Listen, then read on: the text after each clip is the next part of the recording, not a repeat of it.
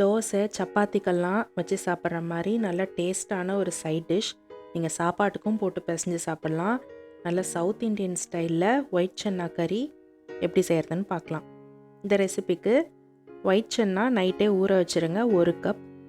உப்பு ஒரு 1/2 டீஸ்பூன் போட்டு ப்ரெஷர் குக் பண்ணி எடுத்துக்கோங்க. ஒரு 2லேருந்து 3 விசில். இப்போ மசாலா பேஸ்ட் தயார் பண்ணிடலாம்.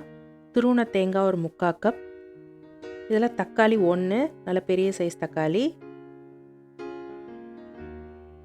பட்டை 1/2 இன்ச் அளவுக்கு, லவங்கம் 2, வெங்காயம் கொஞ்சமாக ஒரு டேபிள் ஸ்பூன் அளவுக்கு, பூண்டு 2 பல், சோம்பு 1 டீஸ்பூன், மல்லித்தூள் 2/2 டீஸ்பூன், மிளகாய்த்தூள் 1/2 டீஸ்பூன். இப்போ தண்ணி தேவைப்பட்டால் சேர்த்து இந்த மாதிரி பேஸ்ட்டாக அரைச்சி எடுத்துக்கோங்க. இப்போ கடாயில் 1/2 டேபிள் ஸ்பூன் எண்ணெய் விட்டு கடுகு 1 டீஸ்பூன், கடுகு நல்லா வெடித்ததுக்கப்புறமா சீரகம் 1/2 டீஸ்பூன், பூண்டு 4 பல், வெங்காயம் 1 மீடியம் சைஸ் வெங்காயம் பொடி பொடியாக நறுக்கி சேர்த்துக்கோங்க. கருவேப்பிலை 1 கொத்து. வெங்காயம் நல்லா வதங்கட்டும். பெருங்காயம் 1 பிஞ்ச், உப்பு 1 பிஞ்ச்.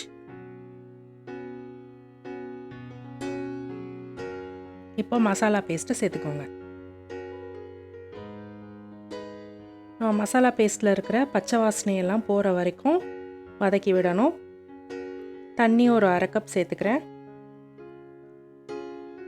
மஞ்சத்தூள் ஒரு 1/2 டீஸ்பூன். இது அப்படியே ஒரு 2 நிமிஷம் குக் பண்ணி விடுங்க. உங்களுக்கு பச்சை வாசனையெல்லாம் போய் நல்ல ஒரு ஃப்ளேவர்ஃபுல்லாக ஒரு வாசனை வரும்.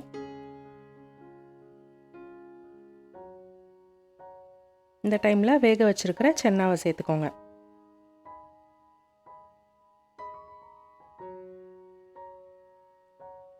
உப்பு 1 டீஸ்பூன், இல்லை உங்களுக்கு எவ்வளோ தேவையோ அந்த அளவுக்கு சேர்த்துக்கோங்க.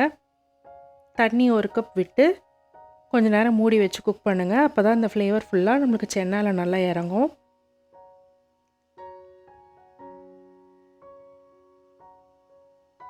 ஒரு 10 நிமிஷத்துக்குள்ளே நல்லா குக் ஆகிடும். கடைசியாக கொத்தமல்லி தழை சேர்த்து இறக்கிடுங்க. ரொம்ப ரொம்ப ரொம்ப ஈஸியான ரெசிபி. இது நீங்கள் கண்டிப்பாக செஞ்சு பார்க்கணும். செஞ்சு பார்த்துட்டு எப்படி இருந்ததுன்னு கமெண்ட்டில் சொல்லுங்கள். பிடிச்சிருந்தால் லைக் பண்ணுங்கள். மறக்காமல் சப்ஸ்கிரைப் பண்ணுங்கள். நன்றி.